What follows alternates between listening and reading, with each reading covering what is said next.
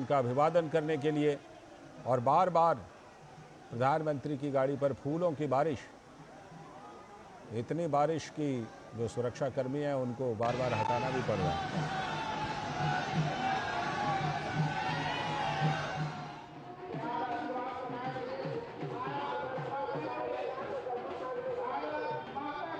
भारत माता की जय के नारे।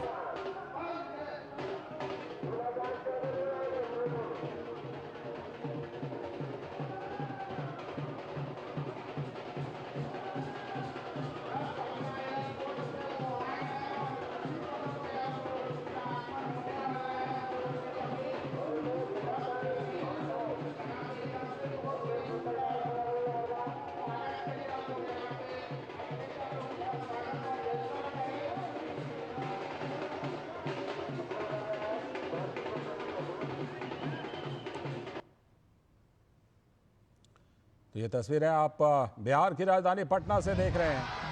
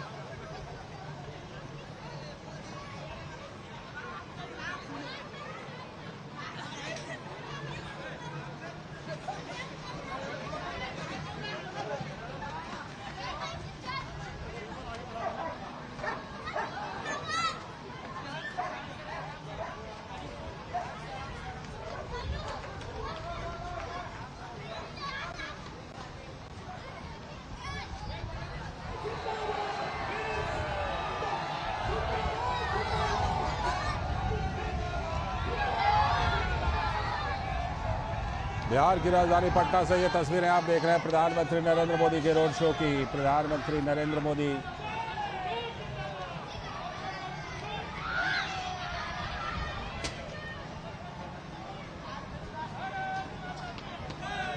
तो प्रधानमंत्री का पटना में ये रोड शो, पटना हवाई अड्डे से लेकर वीरचंद पटेल मार्ग तक इस रोड शो का आयोजन किया गया है। और इस रोड शो में भारी संख्या में लोग उपस्थित, आम लोग, और लोगों में जबरदस्त उत्साह। तिरंगा थामे लोग, प्रधानमंत्री नरेंद्र मोदी का काफिला जब आगे बढ़ जा रहा है तो लोग भी साथ साथ आगे की तरफ एक बार फिर से प्रधानमंत्री को देखने के लिए, उनका अभिवादन करने के लिए दौड़कर आगे की तरफ आ रहे हैं। और भारत माता की जय, मोदी मोदी के नारे लोग लगातार उत्साह के साथ, और ये देखिए मशाल, हाथ में मशाल लेकर, हाथ में मशाल लेकर प्रधानमंत्री का स्वागत। जबरदस्त उत्साह आम लोगों में जो प्रधानमंत्री नरेंद्र मोदी के इस रोड शो में पहुंचे हैं। और लोग मोदी मोदी के नारे, भारत माता की जय के नारे लगातार लगाते हुए, हाथों में तिरंगा को थामे हुए, प्रधानमंत्री की गाड़ी पर, प्रधानमंत्री के काफिले पर फूलों की बरसात करते हुए, दिल खोलकर प्रधानमंत्री का स्वागत करते हुए, और ऑपरेशन सिंदूर के बाद, या यूं कहें ऑपरेशन सिंदूर तो अभी जारी है, ऑपरेशन सिंदूर के दरमियान लोगों में ये भारी उत्साह, देशभक्ति से भरी हुई भावना और उसी भावना का प्रकटीकरण पटना की सड़कों पर, जहां प्रधानमंत्री का इस समय रोड शो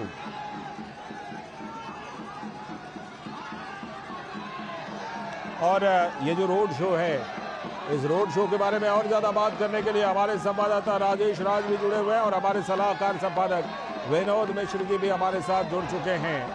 मैं पहले राजेश के पास चलता हूँ। राजेश, जिस तरह से ये देख रहा हूँ, तस्वीरें कहते हैं कि तस्वीरें बोलती हैं, ये तस्वीरें बोल रही हैं कि लोगों में ऑपरेशन सिंदूर जो अभी भी जारी है उसका असर, और तिरंगा थामे जिस तरह से लोग जुटे हैं, प्रधानमंत्री का जबरदस्त स्वागत पटना में। राजेश राज।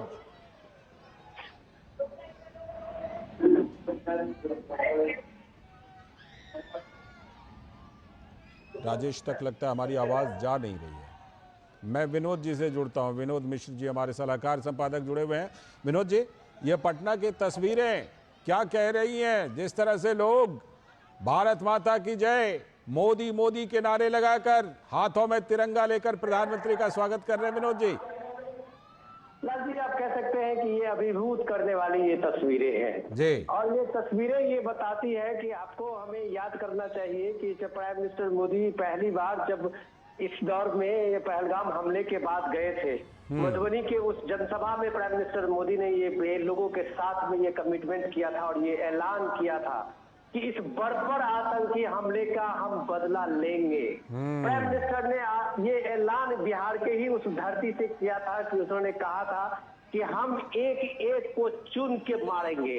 और ये बात जब प्राइम मिनिस्टर ने कहा था, वो कोई चोरी छुपे नहीं कही थी, वो दुनिया के सामने कहा था। एक मैसेज दुनिया को दिया था और एक मैसेज लोगों को दिया था कि आप भरोसा रखिए अपने सैन्य बल पे, अपने जवानों पे, हम इसका बदला लेंगे। और जब ये ऑपरेशन सिंदूर की कामयाबी के बाद प्राइम मिनिस्टर मोदी पहली बार बिहार पहुंचे हैं, तो जाहिर सी बात है कि लोग इस बात को जान रहे हैं कि जो मोदी ने कहा वो करके दिखाया। और ऐसे करके दिखाया कि ऑपरेशन सिंदूर में एक 20-22 मिनट में, 22 अप्रैल की घटना जब प्राइम मिनिस्टर मोदी कहते हैं कि हम 22 मिनट में वो बदला लिया। आतंकी के सबसे टॉप जो सेंटर थे, मरकज थे, चाहे वो मुरीद में हो, चाहे वो बहावलपुर में हो, लश्कर और जैश के दोनों के हेड ऑफिस जो उसका मरकज हुआ करता था, ब्रीडिंग ग्राउंड हुआ करता था, उसको तबाह कर दिया। और अन्य जो 9 प्रमुख ठिकाने थे, लश्कर, जैश और हिजबुल मुजाहिदीन के, सारे आतंकी के ट्रेनिंग सेंटर, और उसको तबाह किया था। तो ये बिहार जानता है कि ये मोदी है तो मुमकिन है। और इसलिए इस दौर में जब आप देखते हैं कि प्राइम मिनिस्टर मोदी उसी बिहार में, उसी पटना में जब ये ऑपरेशन सिंदूर के बाद लौटे हैं, तो लोगों को इस बात को लगता है मोदी से जो उम्मीद थी, देश ने जो एक उम्मीद किया था, वो उम्मीद मोदी ने पूरा करके दिखाया है। ये उसका एक थैंक्स और ये इसका एक बड़ा, आप कह सकते हैं कि एक्नॉलेजमेंट से थोड़ा छोटा वर्ड हो जाएगा। ये आप कह सकते हैं कि भारत के लिए, भारत के सेना के लिए, भारत के पराक्रम के लिए वो एक सैल्यूट है बिहार की तरफ से। लालचंद जी, बिल्कुल। और जैसा कि आप कह रहे हैं कि प्रधानमंत्री ने बिहार की इसी धरती से देश और दुनिया को संदेश दिया था, देश को हिंदी में और दुनिया को अंग्रेजी में भी संदेश दिया था प्रधानमंत्री नरेंद्र मोदी ने बिहार की इसी धरती से, और उसे पूरा कर दिखाया, संकल्प को सिद्ध करके दिखाया। इसलिए भी पटना के लोगों में, बिहार के लोगों में ये उत्साह और अधिक दिखाई पड़ रहा है। विनोद जी, जिसका जिक्र आप कर रहे थे। बिल्कुल, मैं यही कह रहा हूं कि वो एक नेता जो ये बात, आज भारत के लोग ये बात जान रहे हैं कि अब आतंकी हमले का कोई डोजियर नहीं भेजा जाता। वो जमाना गया कि आतंकी हमले भारत में हुए और उसके बाद पाकिस्तान की तरफ से कहा जाता था कि सबूत दे दो, हम इस पे जांच में सहयोग करेंगे। आज का भारत ये बकवास सुनने की आदी नहीं है। आज का भारत डोज देता है, और प्राइम मिनिस्टर मोदी ने उसी भाषण में और आज भी कई बार बता चुके हैं कि भारत में होने वाले एक भी आतंकी हमले का जवाबी कार्रवाई होगी और मजबूती से कार्रवाई होगी। तो ये ऑपरेशन सिंदूर जो अभी जारी है, प्राइम मिनिस्टर मोदी ने आज भी पश्चिम बंगाल के एक जनसभा में कहा है, तो ये भारत का एक पराक्रम का एक नया स्वरूप है। ये ऑपरेशन सिंदूर जस्टिस के लिए, भारत के जस्टिस के न्याय का एक नया स्वरूप है।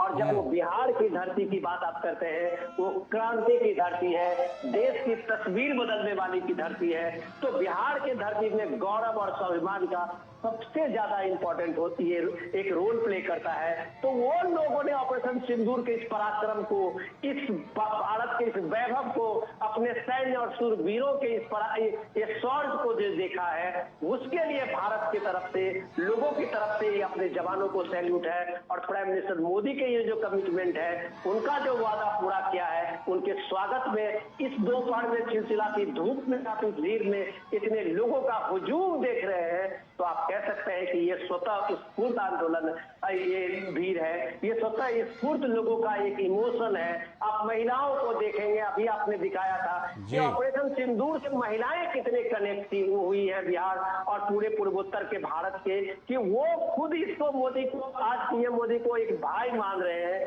कि महिलाओं की रक्षा, महिलाओं के स्वाभिमान को का प्रतीक सिंदूर है, उसकी रक्षा पीएम की है। ये जज्बात बिहार से उठ रही है, ये जज्बात का आपने एक स्वरूप आप बिहार की इस रैलियों में, इस रोड शो में देख रहे हैं। लालचंद जी, बिल्कुल विनोद जी, बिहार के लोगों को मेहमान नवाजी के लिए भी जाना जाता है। इतनी धूप और इतनी गर्मी के बावजूद जिस तरह बड़ी संख्या में और पूरे उत्साह के साथ आए हैं, ये दिखाई पड़ रहा है, ये दिखाई पड़ रहा है, सड़क पर दिखाई पड़ रहा है लोगों की चीज़ों को। अब राजेश राज भी हमारे साथ, हमारे संवाददाता जुड़े हुए हैं, राजेश के पास चलते। राजेश, करीब 5 किलोमीटर लंबा ये रोड शो, और खबर ये है कि 25 संगठनों के द्वारा प्रधानमंत्री का इस रोड शो में स्वागत किया जा रहा है।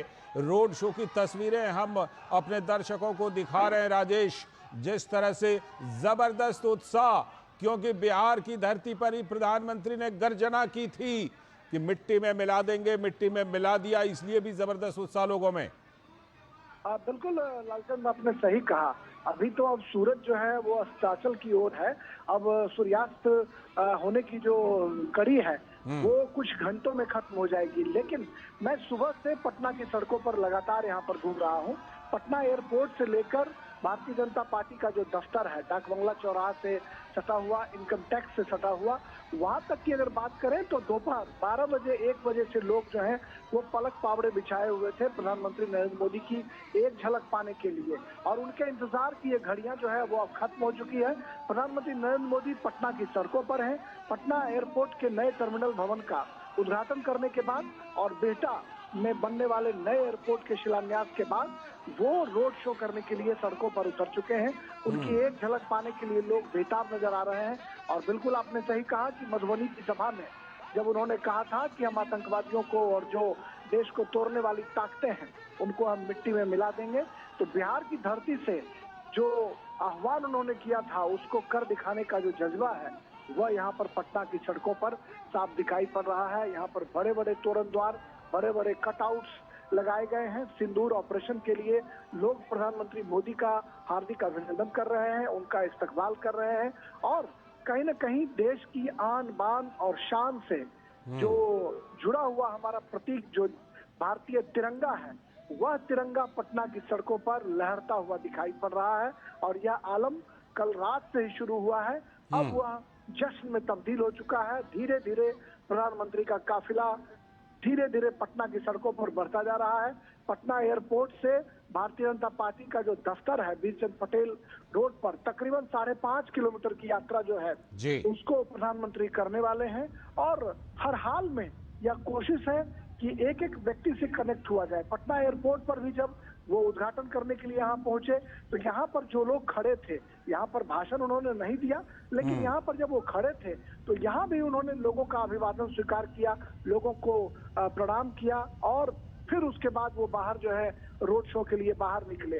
तो कहीं ना कहीं एक तरफ अपने 2 दिनों की यात्रा के दौरान प्रधानमंत्री जहां हजारों करोड़ रुपए की परियोजनाओं का तोहफा दे रहे हैं, वहीं पटना की सड़कों पर ऑपरेशन सिंदूर की गूंज जो है वो साफ तौर पर दिखाई पड़ रही है, सुनाई पड़ रही है। और आज की जो पीढ़ी है, जो आज के नौजवान है, जो देशभक्ति का जज्बा लिए हुए पटना की सड़कों पर दिखाई पड़ रहे हैं, उनके मन में प्रधानमंत्री को जो लेकर एक हम कह सकते हैं कि एक वो आदर का भाव है, एक जी। सम्मान का भाव है कि उन्होंने देश और दुनिया में हिंदुस्तान का परचम लहराया है।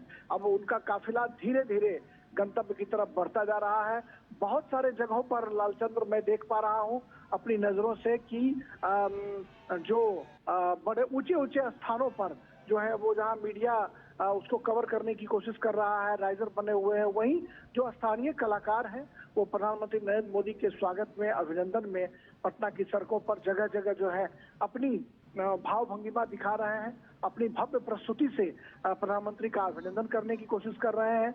और वो ये सिलसिला जो है ये पटना एयरपोर्ट से शुरू हुआ है और ये धीरे धीरे अब जो है वो आगे बढ़ता हुआ अपने गंतव्य की ओर जा रहा है। और इस रोड शो के बाद प्रधानमंत्री नरेंद्र मोदी भारतीय जनता पार्टी दफ्तर पर, जो अटल बिहारी वाजपेयी के नाम पर जो सभागार है, उसमें भारतीय जनता पार्टी के प्रदेश अध्यक्ष दिलीप जायसवाल से लेकर विनोद तावरे जो प्रभारी हैं वो भी मौजूद हैं, और तमाम बीजेपी के जितने भी विधायक हैं, मंत्री हैं, पूर्व सांसद हैं, पूर्व मंत्री हैं और जो पार्टी के वरिष्ठ कार्यकर्ता हैं, इन लोगों के साथ एक बैठक का भी आयोजन किया गया है।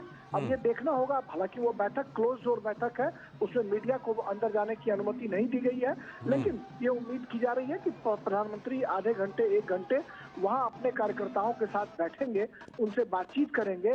क्योंकि आने वाले दिनों में बिहार में चुनाव भी होने हैं लालचंद्र, तो निश्चित तौर पर बिहार विधानसभा चुनाव की गूंज जो है वो भी उस बैठक में जरूर सुनाई पड़ेगी। अपने कार्यकर्ताओं को वो मूल मंत्र देंगे, कहीं ना कहीं उन्होंने ये बताने की कोशिश करेंगे कि भारत सरकार की जो योजनाएं हैं उनका बिहार में कितना असर हो रहा है, उसको वो जानने समझने की कोशिश करेंगे। क्योंकि उनके जो विरोधी हैं वो लगातार बिहार की उपेक्षा का आरोप भी पहले से लगाते रहे हैं कि उन्हें बजट में आवंटन नहीं मिलता है या अन्य तरह के आरोप जो है वो लगाते रहे हैं। लेकिन इस बार जब वित्त मंत्री निर्मला सीतारमण ने जब बजट में बहुत सारे प्रावधान बिहार के लिए किए, तो मुझे लगता है कि उन तमाम बातों पर अब विराम लग जाना चाहिए कि बजट में बिहार के लिए कोई प्रावधान नहीं किया जाता है और तमाम बजटीय प्रावधानों को अमली जामा पहनाने की कोशिश की जाती है। क्योंकि प्रधानमंत्री मोदी हमेशा कहते हैं कि हम जिस परियोजना का शिलान्यास करते हैं उसका हम उद्घाटन भी करते हैं जी। तो कहीं ना कहीं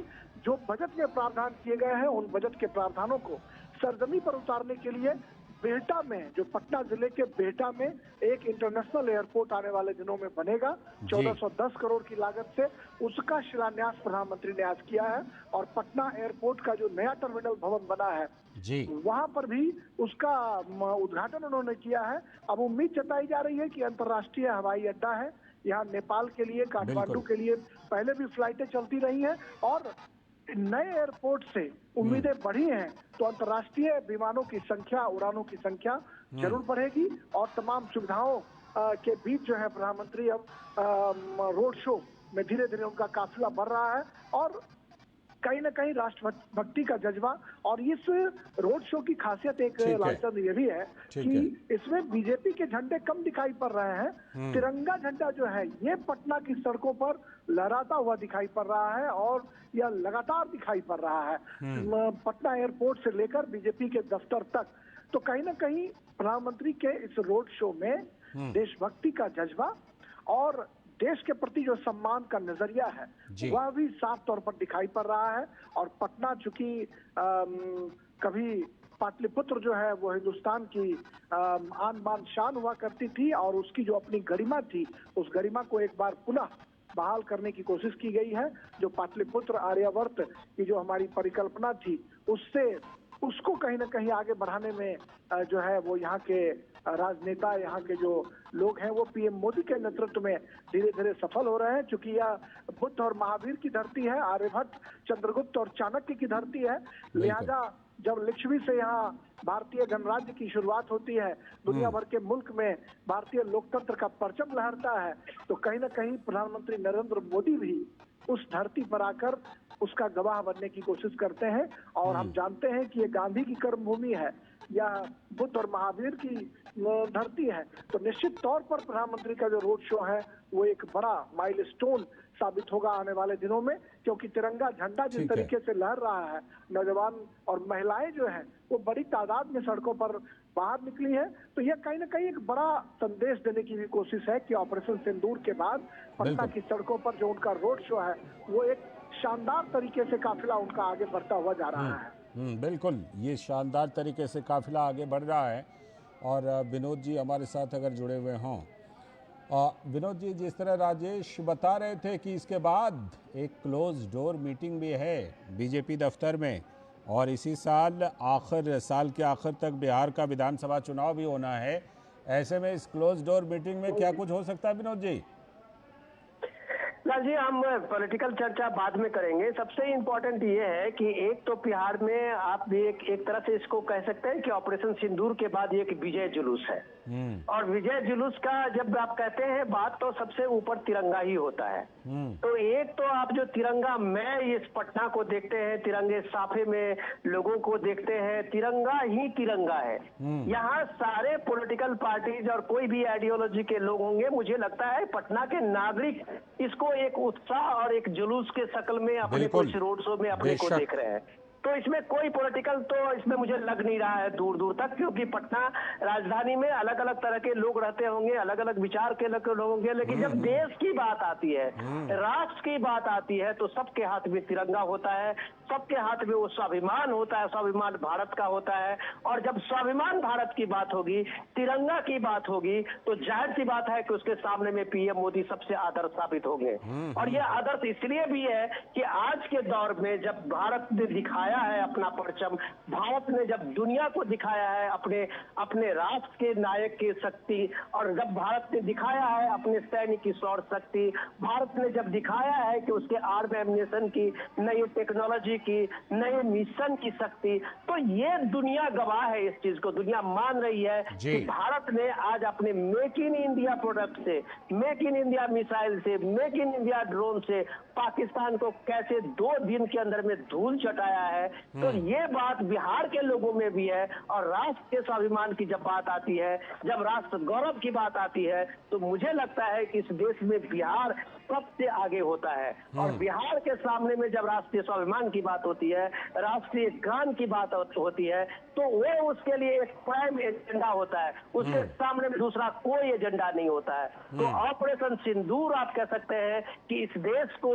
बहुत दिनों के बाद एक सूत्र में बांधने के, एक तिरंगा के नीचे लाने का एक बड़ा काम किया है। ये शौर्य बल अपने सेनाओं का है, ये सैल्यूट अपने वो सेनाओं का, तीनों सेनाओं का है, जो वो परचम दिखाया है दुनिया के सामने में। तो बिहार इसमें कभी पीछे नहीं रही है। और जाहिर सी बात है कि इस देश का नेतृत्व में अगर पीएम मोदी है, जो डिसीजन लेते हैं और अपने फैसले को करके दिखाते हैं, सक्सेस करके दिखाते हैं, तो ये जो भारत में एक स्वाभिमान जगह है कि जब पीएम मोदी कहते हैं कि हम घर में घुस के मारते हैं, तो ये घर में घुस के मारने वाला जो अंदाज है, बिहार ने उसको सैल्यूट किया है। बिहार की महिलाओं ने उस ऑपरेशन सिंदूर के स्वाभिमान को सैल्यूट कर रही है। बिहार की महिलाओं को लग रहा है कि उसकी एक एक महिलाओं के सिंदूर की रक्षा करने वाला उसका एक भाई है, जो भारत के स्वाभिमान का नेतृत्व कर रहा है। तो ये बिहार के से पूरे देश को एक मैसेज है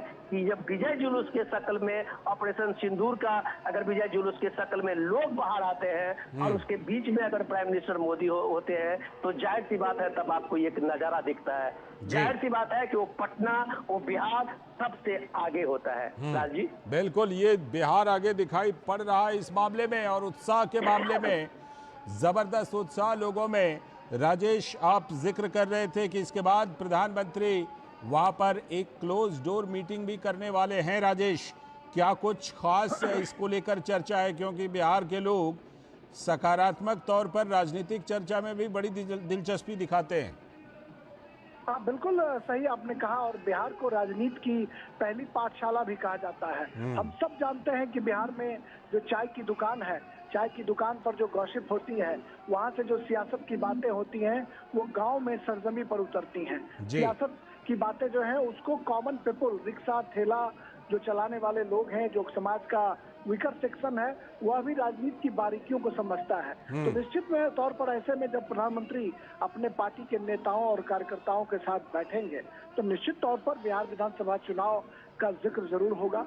तमाम जो रणनीतियां हैं उस पर जरूर चर्चा होगी और प्रधानमंत्री नरेंद्र मोदी को जितना 10-11 वर्षों से कवर करते हुए हम सब समझ पाए हैं कि वो फीडबैक लेते हैं, चाहे वो फीडबैक अपने ऐप के माध्यम से, पोर्टल के माध्यम से ले या नेताओं कार्यकर्ताओं से बातचीत करके ले या फिर जो उनके राज्य मंत्री और मंत्री परिषद की बैठक होती है तो उन बैठकों में भी जब वो अपने मंत्रियों से बात करते हैं, राज्य मंत्रियों से बात करते हैं तो उनकी जो पीड़ा है, उनकी जो समस्या है या ग्रास रूट तक कैसे उसको किसी भी योजना को पहुंचाया जाए उस पर वो चर्चा करते हैं, फीडबैक लेते हैं। तो निश्चित तौर पर बिहार के नेताओं से जब प्रधानमंत्री नरेंद्र मोदी की गुफ्तगू होगी, जब उनकी बातचीत होगी तो निश्चित तौर पर बिहार का जो विधानसभा का चुनाव है वो निश्चित तौर पर एक टॉप एजेंडे में होगा। उससे बातचीत करने की कोशिश की जाएगी, समझने की कोशिश की जाएगी कि आने वाले दिनों में कैसे बिहार चुनाव को फतह किया जाए और इसके लिए क्या रणनीतियां हो, इसके लिए वो जरूर बातचीत करेंगे, अपने नेताओं से फीडबैक लेंगे।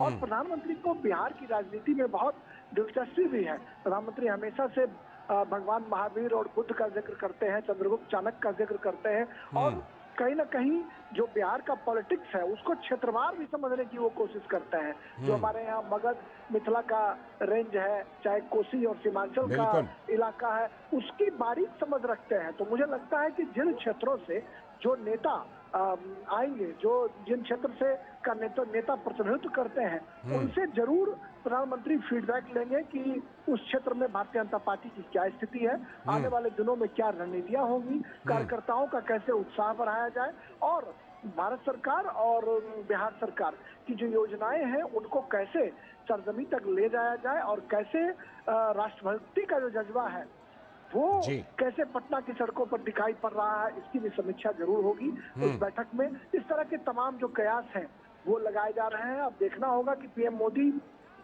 जब बीजेपी दफ्तर पहुंचेंगे तो उसके बाद कितना वो वक्त देते हैं, कितना समय वो देते हैं भारतीय जनता पार्टी दफ्तर पर, ये देखने वाली बात होगी। लेकिन क्लोज डोर जो बैठक है उस बैठक में ये उम्मीद जरूर की जा सकती है कि आधे घंटे 1 घंटे तक बैठक जरूर चलेगी, क्योंकि उसमें तमाम जो नेता और कार्यकर्ता हैं वो उम्मीद जताए हुए, उम्मीद लगाए बैठे हैं कि पीएम मोदी आएंगे और निश्चित तौर पर उनसे बातचीत होगी। और बिहार विधानसभा का जो चुनाव है वो हर हाल में टॉप एजेंडे में होगा कि कैसे बिहार विधानसभा चुनाव का किला फतह किया जाए। और अब जैसा कि हम देख पा रहे हैं कि प्रधानमंत्री नरेंद्र मोदी का जो काफिला है वो आहिस्ता आहिस्ता अपने गंतव्य स्थल की तरफ जो है वो बढ़ता जा रहा है। 5.5 किलोमीटर लंबा काफिला पटना एयरपोर्ट से निकलकर धीरे धीरे जो है शेखपुरा मोड़ होते हुए आगे विमेंस कॉलेज, इनकम टैक्स होते हुए वीर चंद पटेल पथ का जो भारतीय जनता पार्टी का दफ्तर है वहां तक ये पहुंचेगा। और ये उम्मीद जताई जा रही है कि पीएम मोदी जो है वो पूरी गर्मजोशी के साथ अपने कार्यकर्ताओं से मिलेंगे और जो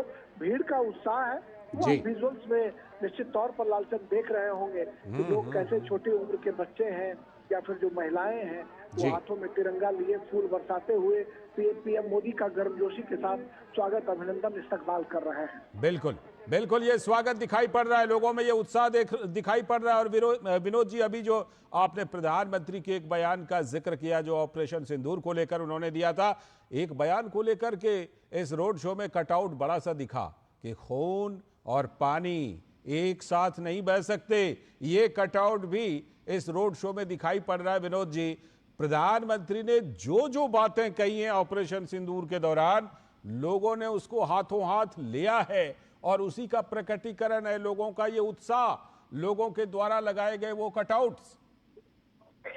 लाल जी, आपने बिल्कुल सही कहा। और मैं देख रहा हूँ तस्वीरों में जो लोग आगे बढ़ रहे हैं, काफिला आगे आगे आप देख रहे हैं कि और हुजूम पीछे से चलते हुए आगे बढ़ रहा है। हर के हाथ में वो तिरंगा है और तिरंगा के थामे हुए वो जोश है, वो दीवानगी है। ये बाबू कुंवर सिंह की धरती है लाल जी, ये हम आप जानते हैं स्वतंत्रता संग्राम में अग्रणी भूमिका निभाने वाले कुंवर सिंह का भी वो 80 के दौर पार करने के बाद भी खून खौला था और वो अंग्रेजों से लोहा लिया था। तो वही बिहार है क्योंकि ये जो बिहार की धरती में जब वीरों की बात होती है, गौरव की बात होती है, और जब बिहार में आज का जो वो पोस्टर है कि खून और पानी साथ साथ नहीं बहेंगे, तो वो ये सीधे सीधे वो संकल्प की ओर इशारा करता है कि जो ये टेररिज्म के खिलाफ में जो जीरो टॉलरेंस का प्राइम मिनिस्टर मोदी का वो संकल्प है, तो वो साफ साफ बताता है कि अब खून और पानी एक साथ नहीं बहेंगे दरियाओं में। और इंडस वाटर ट्रीटी का ये बात हमें गौर करना चाहिए। इंडस वाटर ट्रीटी का को लेके भारत के इस संकल्प का जितना इम्पैक्ट राज्यों में हुआ है, लोग इस बात को महसूस कर रहे हैं, लोग इस बात को समझना चाह रहे हैं, जानना चाह रहे हैं कि भाई आखिर इतने 60 वर्षों तक आखिर इस इंडस वाटर ट्रीटी के लेके कभी क्यों बात नहीं हुई थी। तो प्राइम मिनिस्टर मोदी ने जब एक साथ ये संकल्प लेके दुनिया को दिखाया, अभी तो उन्होंने कहा कि हमने बस रोका है, होल्ड पे रखा है, तब पार में पसीने आ रहे हैं। तो इतना बड़ा ये जल प्रहार है पाकिस्तान के ऊपर में, जो कई 100 मिसाइलों से भारी पड़ रहा है पाकिस्तान को। आप कह सकते हैं कि एटम बम से भी भारी ये वाटर स्ट्राइक पाकिस्तान को लेके है। और ये बिहार के लोगों को पता है इस वाटर स्ट्राइक का मतलब क्या होता है।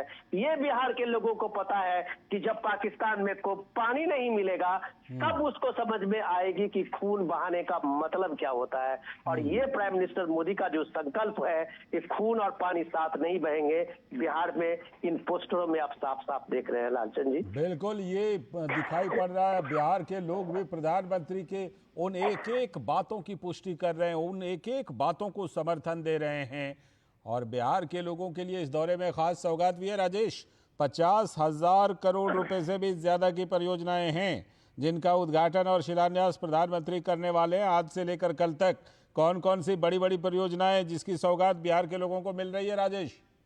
देखिए, पटना का जो नया टर्मिनल है, उसके अलावा बिहटा एयरपोर्ट का हमने जिक्र किया कि ये बजट में बाकायदा वित्त मंत्री निर्मला सीतारमन ने इसका ऐलान किया था कि बिहटा में एक इंटरनेशनल एयरपोर्ट बनेगा। तो जब 2 एयरपोर्ट की परिकल्पना पाटलिपुत्र की धरती पर, पटना की धरती पर जब होगी, तो निश्चित तौर पर जो कंजेशन है वो भी घटेगा और विकास की जो नई इबारत है वो भी लिखी जाएगी।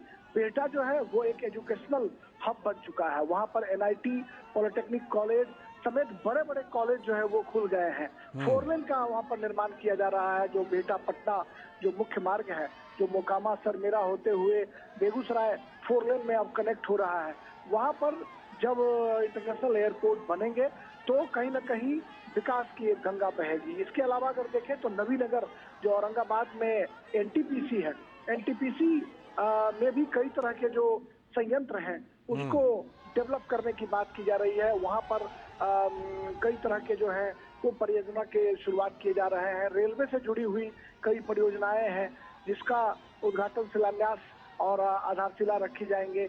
इसके अलावा अगर हम देखें तो करीब 50,000 करोड़ रुपए की सौगात जो है वो प्रधानमंत्री मोदी देने की कोशिश कर रहे हैं। तो निश्चित तौर पर जो लोग सवाल खड़े करते थे कि प्रधानमंत्री ने ऐलान करने के बाद बिहार को कुछ नहीं दिया, उन तमाम लोगों के मुंह पर ये एक बड़ा ताला हम कह सकते हैं कि लगने वाला है। क्योंकि प्रधानमंत्री जब भी आ रहे हैं किसी न किसी बड़े कार्यक्रम में बिहार को वो तोहफा देने की कोशिश कर रहे हैं।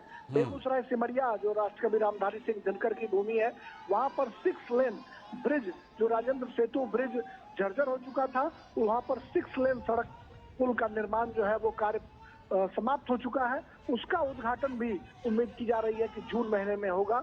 और वहाँ पर डबल लाइन जो है वो रेलवे का एक अलग से पुल बन रहा है।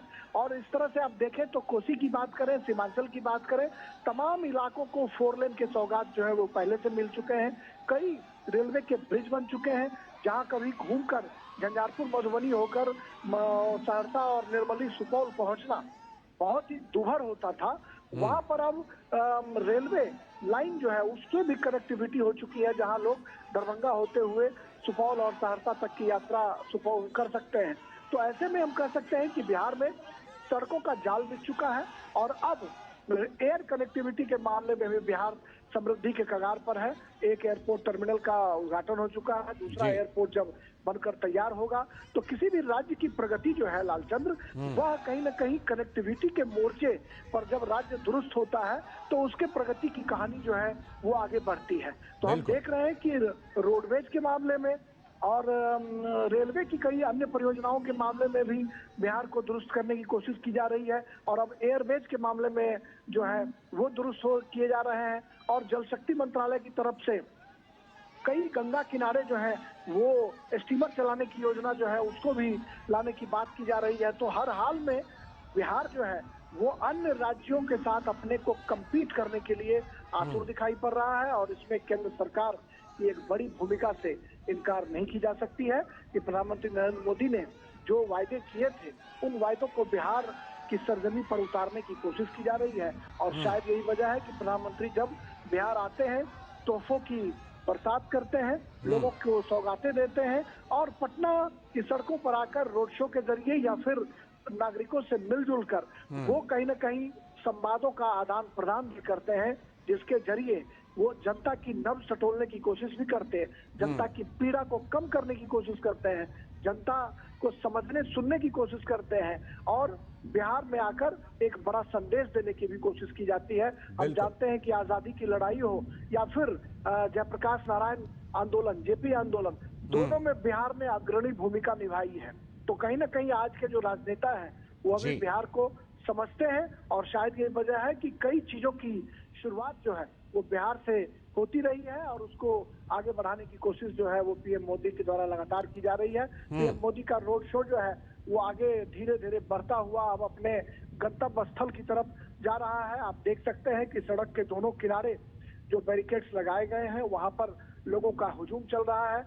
जो सुरक्षा बल के जवान हैं वो बहुत मशक्कत कर रहे हैं लोगों को नियंत्रित करने के लिए कि लोग जो है अपने दायरे में रहकर प्रधानमंत्री का इस्तकबाल करें, अभिनंदन करें। तो कुल मिलाकर हम कह सकते हैं कि एक बेहतरीन रोड शो के जरिए प्रधानमंत्री बिहार की सड़कों पर, पटना की सड़कों पर दस्तक दे रहे हैं, लोगों के दिलों पर दस्तक देने की कोशिश कर रहे हैं कि आज की जो पीढ़ी है वो तिरंगा के महत्व को समझे, आज की पीढ़ी देशभक्ति के जज्बे को सलाम करे, और कहीं ना कहीं जो बिहार अग्रणी भूमिका निभाता रहा है स्वाधीनता आंदोलन में, जेपी आंदोलन में, उस कड़ी को आगे बढ़ाने में आज के नौजवान अपनी भूमिका जो है उसको सुनिश्चित करें। सियासत छात्र आंदोलन जो है उसकी शुरुआत भी बिहार से हुई, समाजवादी आंदोलन की शुरुआत जी, जी। बिहार से हुई, तो कई आंदोलनों का गवाह रहा है बिहार। और उस बिहार की सड़कों पर पीएम मोदी का भव्य रोड शो इस बात की तस्दीक करता है कि आज के नौजवान छात्र आंदोलन और छात्र राजनीति और युवा राजनीति से जुड़कर बिहार का भला कर सकते हैं, और पीएम मोदी कहीं न कहीं विकास की बरसात कर बिहार को समृद्ध करना चाहते हैं, जिसकी झलक, जिसका रिफ्लेक्शन साफ तौर पर बिहार में अब देखा जाने लगा है। बिल्कुल, ये लोगों में ये उत्साह दिखाई पड़ रहा है। और विनोद जी, जिस तरह से प्रधानमंत्री नरेंद्र मोदी बिहार के लोगों के साथ कनेक्ट करते हैं, बिहार के लोग प्रधानमंत्री के साथ कनेक्ट करते हैं, उसका एक उदाहरण हमने कुछ देर पहले दिखाया भी था, किस तरह वहाँ के लोक गीतों में ऑपरेशन सिंदूर को शामिल किया गया है। तो चाहे बिहार की महिलाएं हों, बिहार के नौजवान हों, वो प्रधानमंत्री नरेंद्र मोदी के साथ अपने अंदाज में कनेक्ट कर रहे हैं। उसका नज़ारा हमने उन लोक गीतों में भी सुना, देखा, उसका नज़ारा हम पटना की सड़कों पर भी देख रहे हैं। विनोद जी, सबसे बड़ा जो इम्पोर्टेंट चीज है इसको समझने के लिए कि इस नेतृत्व का सबसे एक भरोसे की बात होती है, और बिहार जो है वो भरोसे के मामले में आप कह सकते हैं कि वो खड़ा सोना है। जी। आप पिछले 2014 से आप देखें लगातार 2025 तक के चुनावों के अभियान में पीएम मोदी बिहार में अक्सर लड़ते हुए देखते हैं, अपने अलायंस पार्टनर को भी लीड करते हुए देखते हैं, चाहे वो जेडीयू के साथ में उनका अलायंस हो, एक बार छोड़ के लगातार वो अलायंस में रहे, या बीजेपी का अकेली पार्टी में आना हो, लीडरशिप इनका ही फेस होता है। तो आप देख सकते हैं कि प्राइम मिनिस्टर मोदी के उस चेहरे पे बिहार में, चाहे वो लोकसभा का चुनाव हो या राज्यसभा का चुनाव हो या विधानसभा का चुनाव हो, बिहार ने कभी भी प्राइम मिनिस्टर मोदी को निराश नहीं किया है। और निराश नहीं किया है, इसके पीछे की वजह, जब आप लोगों के हुजूम में और तिरंगा थामे लोगों की भीड़ देखते हैं तो वो कमिटमेंट का होता है, लीडरशिप का एक कमिटमेंट है। तो वो एक जो उम्मीदें हैं लोगों को प्राइम मिनिस्टर मोदी से, उसको लगता है कि प्राइम मिनिस्टर मोदी ने जिस तरह के बिहार में बदलाव हुए हैं, बिहार जो चेंज हुआ इंफ्रास्ट्रक्चर के रूप में आप देखें, कनेक्टिविटी के रूप में आप देखें कि बिहार में अब लगभग हर ब्लॉक डिस्ट्रिक्ट में एक लगभग एयरपोर्ट बनने को तैयार है। बिहार के रिमोट से रिमोट इलाके में आप एयरपोर्ट की कनेक्टिविटी है, आप जा सकते हैं अपने गांव तक, दिल्ली से 2 से 3 घंटे के बीच में पहुंच सकते हैं। वंदे भारत और ये सारी चीजें, सुविधाएं जो ट्रेन की है, वो अब एक छोटी सी बात हो गई है इस लिस्ट में। नेटवर्क जो इतना नेटवर्क है, कनेक्टिविटी का है कि देश के किसी भी राज्यों से बिहार के का संपर्क जो है मोटरेबल रोड से लेके रेल और हवाई जहाज का इतना कनेक्शन हुआ है कि बिहार के जो नौजवान जो बाहर काम करने के लिए जाते हैं, रोजगार के लिए जाते हैं, उनको कनेक्टिविटी की आज की तारीख में कोई प्रॉब्लम नहीं है। पलायन एक समस्या जरूर है बिहार की, जो बड़ी समस्या है, जो इंडस्ट्रियल ग्रोथ के मामले में बिहार अभी भी बहुत फिसड्डी है। लेकिन इतना आप कह सकते हैं कि बिहार के लोगों का इंफ्रास्ट्रक्चर के रूप में उनके सामने में बिहार अभी किसी भी और स्टेट के सामने में एक मॉडल बन के खड़ा है। जो इम्पोर्टेंट बात पॉलिटिक्स की आप कह रहे हैं कि बिहार अभी आने वाले में और पॉलिटिकल पार्टियों के लिए एक लिटमस टेस्ट बनने जा रहा है। लिटमस टेस्ट इसलिए बनने जा रहा है कि आप पिछले 1 साल से आप देखें कि राहुल गांधी अपना सारा एक्सपेरिमेंट प्रयोग करने के लिए बिहार के धरती को ही चुन रहे हैं, क्योंकि उनको पता है कि बिहार के धरती एक्सपेरिमेंट करने के लिए सबसे माकूल है। और वो जो इस दौर में संघर्ष कर रहे हैं, वो आरजेडी के से अलग अपना एक अलग संघर्ष कर रहे हैं, जिसमें वो लगातार एक दलित को फेस बना के और वहां वो संविधान बचाओ, संविधान रैली, भला उनका कई प्रोग्राम होता रहा है। जातीय जनगणना को लेके अपना उनका एजेंडा है, वो सारी चीजें चलती रही है। जब लेकिन अभी प्राइम मिनिस्टर मोदी ने जब इसमें कैबिनेट ने डिसीजन लिया और इस बात का अनाउंसमेंट हो गया था कि भाई इस बार का जो जनगणना होगा, सेंसस होगा, उसमें जातियों की गिनती भी होगी, तो शायद ये सारे लोग जो अभी तक पॉलिटिक्स जातियों की करते थे, गिनती की करते थे, उनके तो एक कम से कम वो फुस हो गई है राजनीति। अब बिहार के लोग ये बात जानते हैं कि पीएम मोदी का सेंसस कराने का जो मतलब होता है, उसके पीछे कोई ना कोई लॉजिक होगा।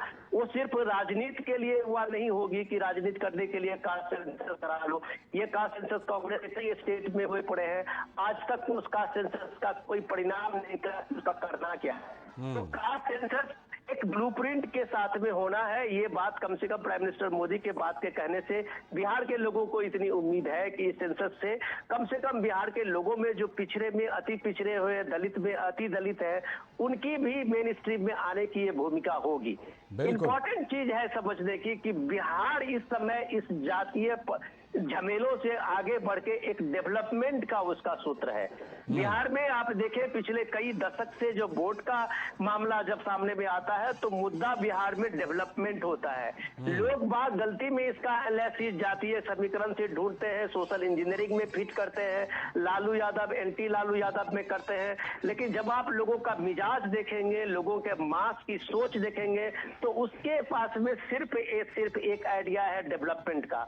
और प्राइम मिनिस्टर मोदी ने इस 10 से 11 साल के अपने टेन्योर में जो डेवलपमेंट का खाका खींचा है विकसित भारत के संकल्प के साथ में, उसमें बिहार के लोग चाहे बिहार में हो या बिहार से बाहर हो, उसने प्राइम मिनिस्टर मोदी के इस विकसित भारत संकल्प और विकसित भारत को बहुत करीब से देखा है और उसका एक पार्ट रहा है। हम आप जो भी बिहार से बाहर में काम कर रहे हैं, जो भी इस डेवलपमेंट प्रोसेस के हिस्सा है, हम जानते हैं कि इस बदले दौर में लोगों की इकोनॉमी में क्या चेंज आया है। हम जानते हैं कि इस दौर में जो फूड स्कीम है, सिक्योरिटी स्कीम है, उसमें आज की तारीख में देखिए कि बिहार की एक बड़ी आबादी को अभी भी फ्री राशन उनके घर तक पहुंच रहा है। तो ये सारी चीजें जब बिहार में आप सोशल वेलफेयर की बात आप कहें, देखें उसमें किसानों के लिए आप देखें, तो ये सारी चीजें लोगों के एक इंडिविजुअल का जो इंटरेस्ट है, वो इंटरेस्ट इसमें सर्व होते हुए दिखता है। तो जाहिर सी बात है जब पीएम मोदी की लीडरशिप की बात आती है और मोदी जब बिहार में होते हैं, तो राजनीति न हो ऐसा तो हो ही नहीं सकता। तो पॉलिटिकल पार्टी को भी इसलिए मजबूर होना पड़ता है कि अगला एजेंडा उसका क्या हो। लालचंद, बिल्कुल बिल्कुल, ये एजेंडा क्या हो इसके लिए ज़रूर बिहार में, और ख़ास तौर पर इसी साल के आखिर तक वहाँ पर चुनाव हैं, तो जाहिर सी बात है कि एजेंडा तो ज़रूर सेट होगा बिहार की राजनीति का, लेकिन बिहार की राजनीति में विकास का एजेंडा सबसे ऊपर हो, इसको लेकर के भी ये दौरा काफ़ी अहम है राजेश राज। क्योंकि जो ऊर्जा है बिहार की, जो ज़रूरत है, हम जानते हैं पिछले कई सालों में एनडीए सरकार ने वहाँ पर बिजली आपूर्ति बहुत अच्छी कर दी है, लेकिन उसके बावजूद जो कुछ कमी भी थी उसमें अब ये जो औरंगाबाद के नबीनगर में एनटीपीसी का जो सुपर थर्मल पावर प्लांट लगने जा रहा है, ये 2400 मेगावाट, 800 मेगावाट की 3 यूनिट, इससे बिहार को बहुत बड़ा फायदा होने वाला है, जिसकी सौगात प्रधानमंत्री नरेंद्र मोदी इस दौरे में बिहार को देने वाले हैं। सियासत की बात है और विकास की बात है। आपने बिल्कुल सही कहा कि बिजली के मामले में भी कभी बिहार बहुत फिसड्डी हुआ करता था। सड़क, स्वास्थ्य, बिजली, तमाम माध्यम थे, वहां पर बिहार फिसड्डी होता था। लेकिन अब अगर देखें तो सड़कों के जाल के साथ साथ बिजली के मामले में भी समृद्धि आई है। बाढ़ में एनटीपीसी खुल चुका है। जो बेगूसराय का, बरौनी का जो थर्मल पावर कॉर्पोरेशन था, उसको भी एनटीपीसी ने टेक ओवर कर लिया है। एक और नए एनटीपीसी बन चुके हैं। और इसके अलावा अगर हम देखें तो कहलगांव एनटीपीसी की बात करें या नवीनगर का जो ये विद्युत संयंत्र है, इन तमाम माध्यमों से बिहार को समृद्ध करने की कोशिश की जा रही है।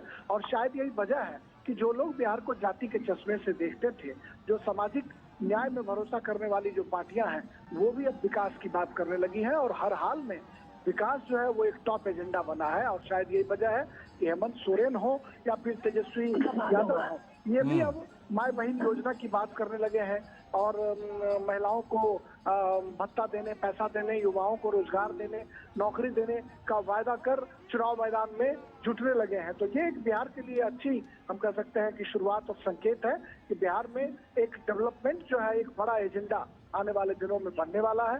चाहे कोई भी राजनीतिक दल हो, कोई भी पार्टियां हो, बिना विकास के एजेंडे के सहारे वो चुनाव मैदान में अब जुट नहीं सकते हैं। क्योंकि बिहार की जनता और आज की पीढ़ी होशियार हो चुकी है और वो सब कुछ समझती है। बिल्कुल, बिहार की जनता सब कुछ समझ रही है और उसकी समझ के तहत ही ये दृश्य हम देख रहे हैं पटना की सड़कों का, जहां प्रधानमंत्री नरेंद्र मोदी इस समय रोड शो कर रहे हैं और लोगों में जबरदस्त उत्साह। प्रधानमंत्री लोगों के साथ अभिवादन का आदान प्रदान भी कर रहे हैं। विनोद मिश्र जी हमारे साथ, हमारे सलाहकार संपादक जुड़े हुए हैं, विनोद जी से बात करते हैं। विनोद जी, जिस तरह से प्रधानमंत्री नरेंद्र मोदी बिहार के 2 दिनों के दौरे पर हैं, रात्रि प्रवास उनका वहीं है, आज बिहार में ही रात्रि प्रवास करेंगे प्रधानमंत्री नरेंद्र मोदी।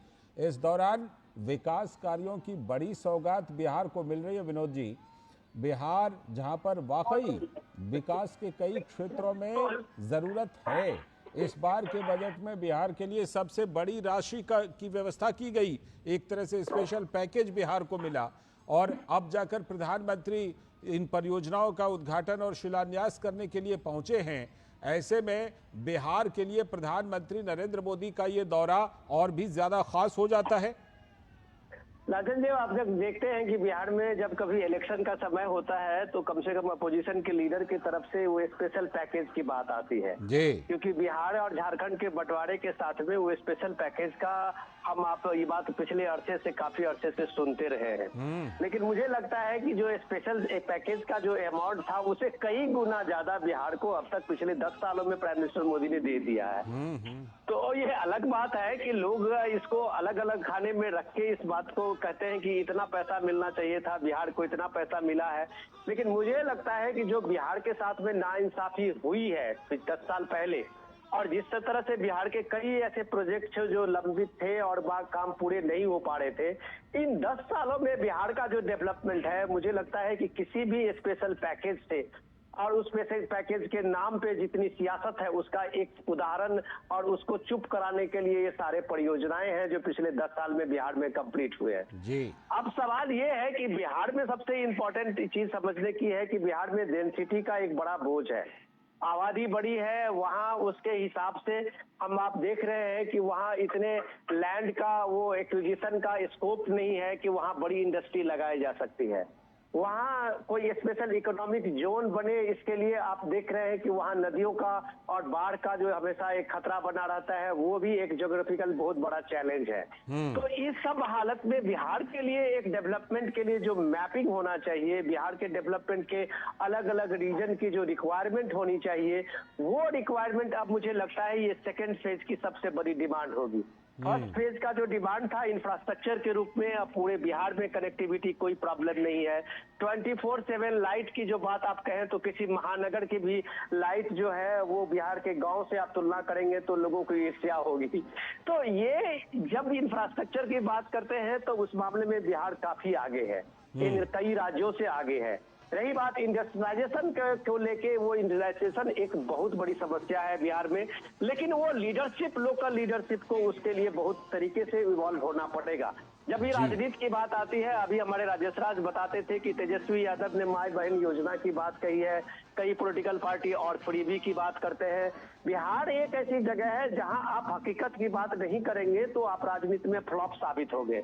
आप जब माई बहन की बात करते हैं तो बिहार में आप देखिए कि 9.5 करोड़ के लगभग महिलाएं हैं, और 9.5 करोड़ के महिलाओं के लिए जब आप फ्री की बात करते हैं कि 2500 रुपया 1000 रुपया देंगे, तो उसका बजट कम से कम बिहार के बजट के जो अभी टोटल बजट है उससे ज्यादा होता है। तो तेजस्वी यादव से कोई पूछे इस बात को कि तुम्हारे पास ये पैसे आएंगे कहाँ से, उसका सोर्स क्या होगा, जो तुम माई बहन योजना में सबको तुम 2000 2500 या जो रुपया देने के लिए तैयार हो। तो सवाल है, ये आप हकीकत को छोड़ के आप लोगों के सामने में एक ऐसे ब्लफ देते हैं, लोगों को बताते हैं कि हम ये दे देंगे, हम ये दे देंगे। तो दिल्ली के इलेक्शन ने लोगों को दिखा दिया है कि ब्लफ की सियासत अब लोगों के सामने में नहीं चलती है, लोग हकीकत पर विश्वास करते हैं। और प्राइम मिनिस्टर मोदी जब इस तरह की बात करते हैं तो वो उसका एक रोड मैप होता है, एक प्लान होता है। उस प्लान में जो स्टेट का रिसोर्सेज है, उस रिसोर्सेज से आगे बात करना किसी के पॉलिटिकल पार्टीज के लिए, किसी के लिए एक बेईमानी बात होती है। खुद आपने देखा कि मल्लिकार्जुन खड़गे कर्नाटक के सीएम को कह रहे थे कि जितनी तुम्हारी रिसोर्सेज है उससे ज्यादा तुम वादा ही क्यों करते हो। और कर्नाटक जैसे फ्री भी स्टेट में इतना बड़ा मेट्रो जिसके पास हो, साइबर सिटी हो, और उसकी हालत देखिए कि सारे डेवलपमेंट प्रोजेक्ट बंद पड़े हुए हैं। तो ये चीजें बिहार के लोगों को पता है, बिहार के लोग इस बात सबसे अवेयर है कि आप एक झूठ के वादे करेंगे और वोट ले लेंगे, वो आज की तारीख में वहां नहीं होगा। ग्राउंड पे अगर आपने काम करके दिखाया होगा, नीतीश कुमार पिछले 17-18 साल से इसलिए सरवाइव कर रहे हैं क्योंकि उनका जो डिटर्मिनेशन है डेवलपमेंट को लेके, एक इंफ्रास्ट्रक्चर को लेके, ये लोगों के दिल में उतरा हुआ है। लोग भले ही इसको कास्ट कम्बिनेशन में देखें, महादलित दलित गठबंधन की बात करें, लोग अपर कास्ट, लोअर कास्ट, ये कास्ट सब देखें, लेकिन वहाँ बिहार के हर परिवार अगर किसी तरफ से प्रोग्रेस से किसी भी रूप में अगर अभी जुड़ा हुआ है तो उसमें नीतीश कुमार के नेतृत्व में बिहार में बीजेपी की सरकार ने उसको छुआ है, उस चीज को एड्रेस किया है। चाहे लड़कियों की आप साइकिल योजना की बात आप करेंगे, बिहार में पहला है जो लड़कियों के लिए साइकिल की स्कीम की निकाली थी। तो आप देखिए बिहार में आज ये हालत है कि बिहार में शायद ही कोई गांव हो और कोई घर हो जिसकी लड़कियां कम से कम मैट्रिक पास नहीं हो। तो एक झटके में एक स्कीम ने बिहार के लड़कियों को स्कूल ले आई थी, सिर्फ एक स्कीम से। तो ऐसे स्कीम एक रिवॉल्यूशन लाता है, समाज में एक परिवर्तन लाता है, पढ़ाई की तरफ लड़कियों का रुझान बढ़ा है। तो आज आप देखिए कि बिहार में शिक्षक की जो भर्ती हुई है जिसमें 33% लड़कियों के लिए रिजर्व है, महिलाओं के लिए रिजर्व है, तो आपको स्कूलों में 50% से ज्यादा महिलाएं शिक्षक मिलेंगी। तो ये चेंजिंग जो बिहार का है इसको लोग नहीं देख पा रहे हैं। जो हम आप दिल्ली से लोग जाते हैं और राजनीति की एनालिसिस शुरू करते हैं, वो बिहार के इस जमीनी सच्चाई को नहीं देखते हैं। हम इस चीज को नहीं देखते हैं कि ये सेल्फ हेल्प ग्रुप बनने से बिहार में जो महिलाएं गांव में हो, कस्बे में हो, वो कैसे अर्निंग का एक बड़ा रिसोर्सेज ढूंढ लिए हैं। आज आप करोड़पति दीदी की बात जब प्राइम मिनिस्टर मोदी करते हैं उसमें बड़ी तादाद बिहार की है। बिहार में आप ड्रोन दीदी की बात करते हैं तो बड़ी तादाद में आपको बिहार में वो ड्रोन दीदी मिलेंगे जो अपने खेती बाड़ी के साथ साथ पड़ोस में भी उतना पैसा कमा लेती है अपने ड्रोन दीदी से। तो ये जो बिहार का बदला हुआ स्वरूप है उसको आप जातीय चश्मे से, उसको आप सोशल इंजीनियरिंग चश्मे से, उसको आप लालू यादव के पिछले 20-25 साल की सियासत से नहीं समझ सकते हैं। समझने के लिए आपको पे हर के इंडिविजुअल के ग्रोथ को समझना होगा, हर के इंडिविजुअल को स्टेक होल्डर बनना का जो उसके सिलसिला शुरू हुआ है इस डेवलपमेंट की कहानी में, ये प्राइम मिनिस्टर मोदी के 11 साल की सबसे बड़ा कंट्रीब्यूशन आप कह सकते हैं कि ग्रोथ इंजन के रूप में अगर सामने में आप ये देखें तो उसके स्टेक होल्डर के रूप में हर इंडिविजुअल शामिल हुआ है।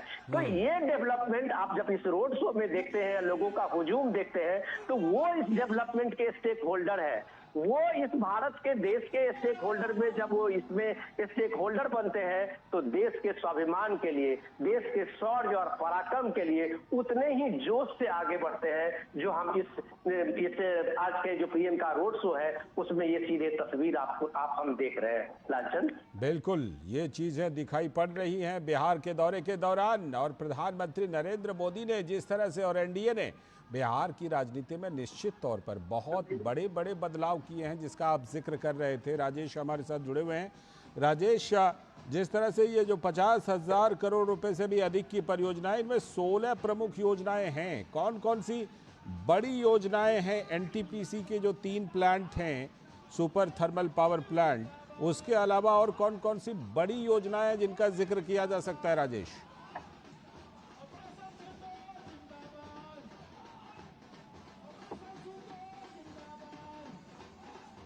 राजेश आप हमारे साथ जुड़े हुए हैं? लगता है फिलहाल राजेश राज से हमारा संपर्क नहीं हो पा रहा है। राजेश हमारे साथ नहीं जुड़े हुए हैं। राजेश आप हमारे साथ जुड़े हुए हैं?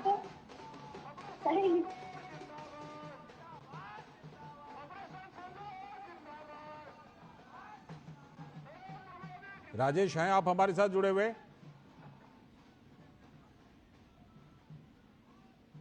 लगता है फिलहाल राजेश से संपर्क नहीं हो पा रहा है। राजेश राज हमारे संवाददाता। मैं एक बार फिर से विनोद जी का रुख करता हूं। विनोद जी, जिस तरह से ये जो 16 परियोजनाओं की सौगात, 16 योजनाओं की बिहार को मिल रही है, 50,000 करोड़ रुपए से अधिक की 16 योजनाएं हैं।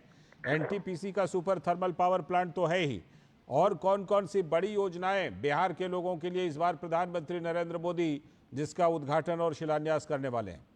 मैं यही चीज हम जिक्र कर रहे थे अभी पीएम के इस 2 दिवसीय दौरे में आप ये देखें कि चाहे वो रोड कनेक्टिंग इंफ्रास्ट्रक्चर की बात हो, पावर की बात हो, एयर कनेक्टिविटी की बात हो, ये सारे परियोजना को हम आप सामने में देख रहे हैं जिसका पीएम मोदी उद्घाटन या शिलान्यास कर रहे हैं। तो ये सारी परियोजनाओं के साथ में मैं बार बार लाल जी यही जिक्र करता हूं कि ये सारी योजनाएं जो है वो बिहार को सबल करने के लिए एक दूरगामी आपको इसका परिणाम दिखेंगे।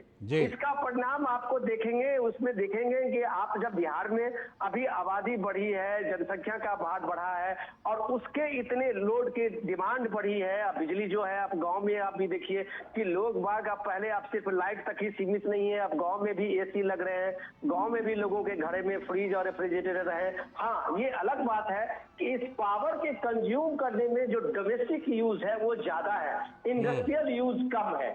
तो बिहार अगर पावर के मामले में अब सफिशिएंट हो रहा है या उससे ज्यादा हो रहा है तो हो सकता है कि बिहार के एनटीपीसी के इस मदद के बाद बिहार अपने पावर एक्सेस पावर सप्लाई को पड़ोस के और दूसरे राज्यों में भी दे, जहां एक इंडस्ट्रियलाइजेशन का बहुत ये है, उससे भी बिहार की एक बड़ी आमदनी होना शुरू हो जाती है। सोलर पावर के आप में देखिए कि वो किस तरह से रूफ टॉप पे लोग बिहार में भी लगाना शुरू किए हैं, जो एक एनर्जी के मामले में वो सेल्फ सफिशिएंट होने जा रहे हैं। तो ये सारी स्कीमें और ये सारी चीजें बिहार में है। लेकिन अब सबसे इम्पोर्टेंट चीज है जिस चीज को हम लोग चर्चा कर रहे थे, कंटिन्यूटी में उसी को आगे बढ़ाते हैं लाल जी, कि बिहार में जो इंडिविजुअल एक ये है डेवलपमेंट का, वो इंडिविजुअल डेवलपमेंट का जो सबसे बड़ा बिहार में एक सोच डेवलप हुआ है इन दिनों में, उसका सबसे इम्पोर्टेंट चीज और बेसिक जो है वो ये इंफ्रास्ट्रक्चर है जिसका पीएम उद्घाटन कर रहे हैं, जिसको पीएम ने लगातार पिछले 5-10 सालों में बिहार को दिया है। ये डेवलपमेंट है जब आपके गांव, आपके शहर, आपके गलियां, आपके मोहल्ले जब कनेक्टिविटी से जुड़ता है, लोगों में स्पीड बढ़ता है तो एक आइडिया फ्लोरिश होता है, उसको कुछ करने का जज्बा होता है। लोग अब जो देखिए कि बिहार में जो डेवलपमेंट हुआ है उसमें जो एमएसपी का जो मिडिल शॉर्ट का जो इंडस्ट्री है, दुकानें, ये छोटे छोटे उद्योग है, उसको लेके एक बहुत बड़ा बढ़ावा मिला है। तो ये सारी चीजें तब हुआ है जब बिहार में एक मजबूत इंफ्रास्ट्रक्चर हुआ है, बिहार में कनेक्टिविटी बनी है, रोड सड़कों का जाल बिछा है। तो ये सारी चीजें करने के पीछे का कारण है कि बिहार में इंटरप्रेन्योरशिप बढ़ी है और इसके पीछे ये सारे डेवलपमेंट प्रोजेक्ट हैं। ये सारे डेवलपमेंट प्रोजेक्ट बिहार में लोगों को एक साहस दिया है, बैंकों से लोगों को ऋण मिला है, मुद्रा स्कीम ने लोगों को और भरोसा बढ़ाया है। तो ये इतनी सारे चीजें, इतने सारे दर्जनों स्कीम बिहार सरकार, भारत सरकार के हैं जो लोगों को किसी तरह से, एक तरह से आप कह सकते हैं कि उसको आत्मनिर्भर बनने के लिए एक प्रेरणा देती है। तो आज जब प्राइम मिनिस्टर मोदी है तो जाहिर सी बात है कि बिहार के आने वाले और वर्षों में बिहार को और सबल कैसे किया जाए, बिहार को मुख्य धारा में लाने के लिए लोगों को और किस तरह की नई स्कीमें शामिल हो रही है वहाँ, इन सारे चीजों की बात होगी, इन सारे डेवलपमेंट का एक खाका तैयार होगा। तो मुझे लगता है कि बिहार के लोगों को इतना पीएम मोदी पे भरोसा है कि बिहार का अगर विकास होगा तो नरेंद्र मोदी के ही सपने से होगा, नरेंद्र मोदी के ही संकल्प से होगा। और ये जब आप देखते हैं रोड पे लोगों का हुजूम, तो ये इसी भरोसे और विश्वास को तस्दीक करता है। ये जब आप लोगों का भरोसा देखते हैं, ये जब आप लोगों को अपने एक नेतृत्व को लेके एक विश्वास देखते हैं, तो ये विश्वास, इसका कारण यही है कि हर स्टेक होल्डर जो बिहार का है, जो देश का है, उसे एक प्राइम मिनिस्टर मोदी के उस नेतृत्व पे भरोसा है, जो ये भरोसा देता है सुरक्षा का भी, जो ये भरोसा देता है कि संपन्नता का भी। तो सुरक्षा के साथ संपन्नता का जो मोदी गवर्नमेंट का और पीएम मोदी का अपना एक संकल्प रहा है, इसको लोगों ने पूरा होते हुए देखा है। सुरक्षा के फ्रंट में भी भारत के स्वाभिमान को लोगों ने देखा है, संपन्नता के सेक्टर पे भी, फ्रंट पे भी बिहार में लोगों ने देखा है कि भारत कैसे चौथे नंबर की इकोनॉमी बनी है। और भारत जब चौथे नंबर की इकोनॉमी बना है तो जाहिर सी बात है कि ये गौरव बिहार को भी लगता है, उसे भी एक कंपटीशन का इस रेस में आने का मौका देता है। तो बिहार में आज का जो पिछले 2 दिन का जो पीएम का ये है, वो इसी संकल्प को आगे बढ़ाता है कि संपन्नता के रेस में बिहार भी अब पीछे नहीं रह सकता है। लालचंद जी, बिल्कुल, बिहार जो विकास है उसमें अब पीछे नहीं रह सकता है और बिहार विकास के साथ कदम ताल करेगा, तभी तो जो भारत है वो साल 2047 तक विकसित भारत बनेगा, विकसित राष्ट्र बनेगा। और प्रधानमंत्री नरेंद्र मोदी, विनोद जी, बार बार ये कहते रहे कि जो पूर्वी भारत है अगर वो विकसित नहीं होता है तो फिर भारत का एक अंग तो बिल्कुल विकसित हो ही नहीं रहा है। ऐसे में पूर्वी भारत पर, पूर्वोत्तर भारत पर प्रधानमंत्री नरेंद्र मोदी बार बार फोकस देते रहे हैं। एक्ट ईस्ट जिसे विद इन द नेशन, यानी देश के अंदर एक्ट ईस्ट जिसे कहते हैं, उसमें बिहार निश्चित तौर पर प्रधानमंत्री नरेंद्र मोदी के फोकस पर है। क्योंकि अभी मैं एक डेटा देख रहा था कि पिछले 6 महीने में ही प्रधानमंत्री नरेंद्र मोदी बिहार में 5 बार दौरे पर जा चुके हैं। ये 5वां दौरा है। आप जब ये नॉर्थ ईस्ट के साथ में बिहार को कनेक्ट करते हैं तो ये आप एक समझे कि पूरा एक नक्शा खींचते हैं डेवलपमेंट का। क्योंकि यही इलाका था लालजी कि पिछले कई वर्षों में वो पीछे छूट गया था। जब भी कभी डेवलपमेंट की बात होती थी, जो भी सरकारें रही हैं, कुछ न कुछ तो सबका प्रयास रहा है, लेकिन डेवलपमेंट जो है वो महानगर सेंट्रिक तक ही हो गया था। दिल्ली और 4 महानगर जो देश के बड़े महानगर हैं, उसमें बिहार जैसे स्टेट और पूर्वोत्तर के जो राज्य हैं वो सब लगभग पीछे छूट गए थे। लेकिन आज जब आप देखें कि पूरे सरकार का, भारत सरकार का फोकस ये हुआ है, तो वो कनेक्शन में आपका बिहार एक पार्ट होता है। दूसरी बात, जब आप इम्पोर्टेंट बता रहे थे कि विकसित भारत की जब आप बात करते हैं, उस विकसित भारत में अगर बिहार जैसे कोई स्टेट, नॉर्थ ईस्ट का स्टेट, कोई कोना आपका वहां विकसित नहीं हो पाता है, अंडर डेवलप होता है, तो जाहिर सी बात है वो विकसित भारत का संकल्प आपका पूरा नहीं होता है। पूरे देश में, दुनिया में बिहार के लोगों का जो एक मेहनती, बिहार के पराक्रमी, बिहार के लोगों का एक टैलेंट आप जब सुनते हैं तो उसके साथ में बिहार में लोगों का रोना यही होता था कि बिहार में वो इंफ्रास्ट्रक्चर नहीं है कुछ करने के लिए, बिहार में वो पूंजी नहीं है। अब जब बिहार में आप देख रहे हैं कि इंफ्रास्ट्रक्चर के मामले में बिहार में कोई कोना ऐसा नहीं है जो इंफ्रास्ट्रक्चर के मामले में कहीं भी कोई कोताही बरती गई हो। रही बात अब पूंजी की बात है, तो ये पूंजी की बात में तो बिहार में तब ये चीजें सामने में दिखेगी जब आपको वहां पे लॉ एंड ऑर्डर की सिचुएशन में आप देखेंगे कि बिहार में आने में लोगों का एक भरोसा बढ़ेगा, और वो भरोसा तब बढ़ेगा जैसे आप अभी ने देखा कि उत्तर प्रदेश में यही हालत थी, सटे हुए जो राज्य थे जो लगभग बिहार में थी, लेकिन जैसे ही उत्तर प्रदेश में योगी के आने के बाद आप देखिए कि कैसे एक ट्रांसफॉर्मेशन हुआ था, क्योंकि लॉ एंड ऑर्डर सिचुएशन में वो सिचुएशन को टैकल करना बिहार के लिए एक चैलेंज है, और मैं मानता हूं कि अभी भी है।